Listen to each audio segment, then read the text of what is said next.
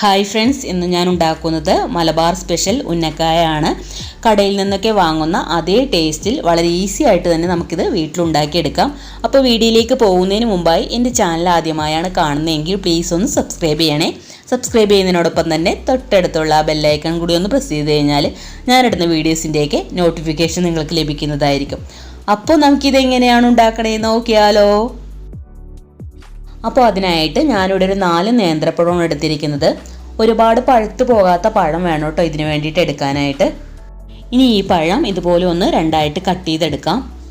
അതിനുശേഷം ഇതൊന്ന് ആവിയിൽ വേവിച്ചെടുക്കാം. അപ്പോൾ അതിനായിട്ട് ഒരു ഇഡ്ഡലി ചെമ്പിലേക്ക് പഴം വെച്ച് കൊടുക്കാം.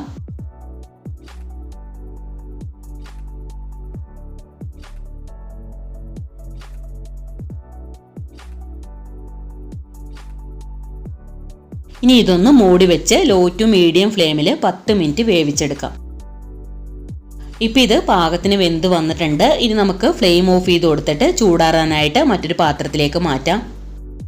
ഇപ്പോൾ പഴത്തിൻ്റെ ചൂടൊക്കെ ചെറുതായിട്ടൊന്ന് മാറി വന്നിട്ടുണ്ട്. ഇനി നമുക്കിതിൻ്റെ തൊലിയൊക്കെ ഒന്ന് മാറ്റാം.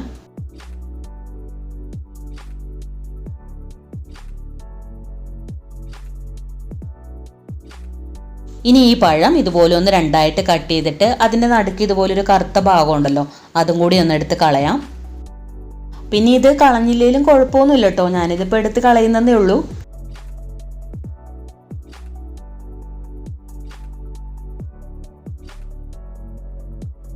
ഇപ്പോൾ ഞാനെല്ലാം ഇതുപോലെ ഒന്ന് കളഞ്ഞെടുത്തിട്ടുണ്ട്. ഇനി ഇതുപോലൊരു പൊട്ടറ്റോ മാഷോ അല്ലെങ്കിൽ ഒരു ഫോർക്കോ കൊണ്ട് നന്നായിട്ട് ഇതുപോലെ ഒന്ന് ഉടച്ചെടുക്കാം. നമ്മൾ എടുക്കുന്ന പഴം കുറച്ച് പഴുപ്പ് കൂടിയതാണെന്നുണ്ടെങ്കിൽ ഇതുപോലെ ഒന്ന് ഉടച്ചെടുക്കുമ്പോഴേക്കും കുറച്ച് ലൂസായിട്ട് വരും. അങ്ങനെയാണെന്നുണ്ടെങ്കിൽ കുറച്ച് അരിപ്പൊടി ചേർത്ത് കൊടുത്താൽ മതി. ഇതിപ്പോൾ പഴം നന്നായിട്ട് ഉടച്ചെടുത്തിട്ടുണ്ട്. ഇനി നമുക്ക് ഇതിലേക്ക് വേണ്ടിയിട്ട് ഒരു ഫില്ലിങ് തയ്യാറാക്കി എടുക്കാം. അപ്പോൾ അതിനായിട്ട് ഒരു പാൻ അടുപ്പിലേക്ക് വെച്ചിട്ട് അതിലേക്ക് ഒരു 1/2 ടേബിൾ സ്പൂൺ നെയ്യ് ഒഴിച്ചു കൊടുക്കാം. നെയ്യൊന്ന് ചൂടായി വരുമ്പോഴേക്കും കുറച്ച് കാഷ്നട്ട് ചെറുതായിട്ട് അരിഞ്ഞത് ചേർത്ത് കൊടുക്കാം. അതുപോലെ തന്നെ കുറച്ച് ബദാം ചെറുതായിട്ട് അരിഞ്ഞതും കൂടി ചേർത്ത് കൊടുക്കുന്നുണ്ട്. എന്നിട്ട് ചെറുതായിട്ടൊന്ന് വഴറ്റി കൊടുക്കാം. അപ്പോൾ നമ്മുടെ കയ്യിൽ ഏത് നട്ട്സാണോ ഉള്ളത് അത് ചേർത്ത് കൊടുത്താൽ മതി കേട്ടോ. ഇനി ഇത് ചെറുതായിട്ടൊന്ന് വഴറ്റിയതിന് ശേഷം നമുക്കിതിലേക്ക് കുറച്ച് മുന്തിരി കൂടി ചേർത്ത് കൊടുക്കാം.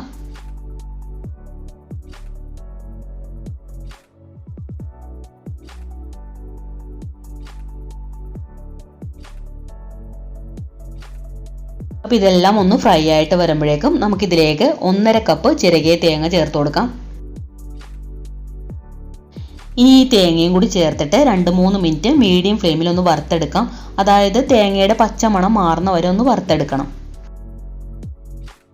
ഇനി നമുക്കിതിലേക്ക് 1 ടീസ്പൂൺ ഏലക്കപ്പൊടി ചേർത്ത് കൊടുക്കാം.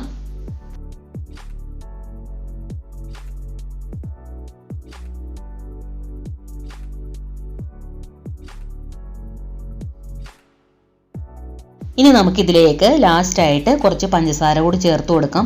അപ്പോൾ പഞ്ചസാര നമ്മുടെ മധുരത്തിനനുസരിച്ച് വേണം ചേർത്ത് കൊടുക്കാനായിട്ട്. ഞാനിവിടെ 2 ടേബിൾ സ്പൂൺ പഞ്ചസാരയാണ് ചേർത്ത് കൊടുത്തത്.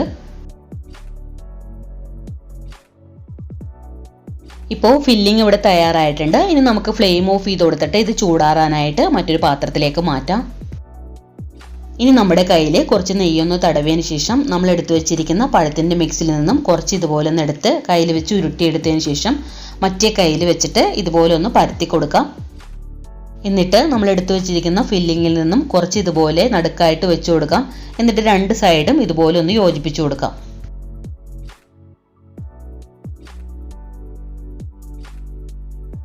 ഇനി നമുക്കിത് കയ്യിൽ വെച്ച് ഉന്നക്കായുടെ ഷേപ്പിലൊന്ന് ഷേപ്പ് ചെയ്തെടുക്കാം.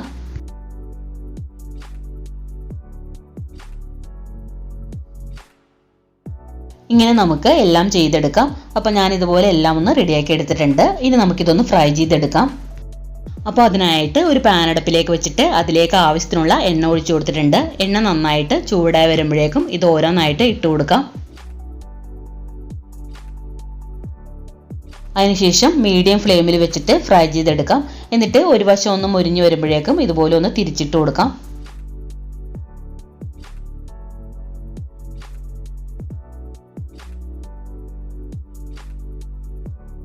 ഇതിപ്പോൾ 2 വശവും ഫ്രൈ ആയിട്ട് വന്നിട്ടുണ്ട്. ഇനി നമുക്കിത് എണ്ണയിൽ നിന്നും കോരിയെടുക്കാം.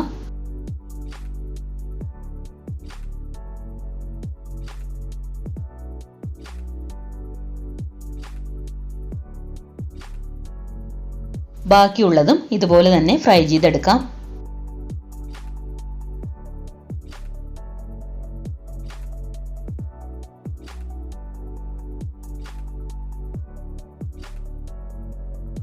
അപ്പോൾ ഇത്രയേ ഉള്ളൂ. വളരെ ടേസ്റ്റി ആയിട്ടുള്ള ഉന്നക്കായ ആണ് കേട്ടോ ഇത്. എല്ലാവരും ഒന്ന് ട്രൈ ചെയ്ത് നോക്കണം. ട്രൈ ചെയ്തതിന് ശേഷം ഫീഡ്ബാക്ക് മറക്കാതെ കമൻസിൽ അറിയിക്കണം. അതുപോലെ വീഡിയോ ഇഷ്ടമായിട്ടുണ്ടെങ്കിൽ ലൈക്ക് ചെയ്യാനും ഫ്രണ്ട്സിനും ഫാമിലിക്കൊക്കെ ഒന്ന് ഷെയർ ചെയ്ത് കൊടുക്കാനും സബ്സ്ക്രൈബ് ചെയ്യാതെ കാണുന്നവരുണ്ടെങ്കിൽ ഒന്ന് സബ്സ്ക്രൈബ് ചെയ്യാനും മറക്കരുതേ. അപ്പോൾ അടുത്ത നല്ലൊരു വീഡിയോ ആയിട്ട് വരാം. Thanks for watching.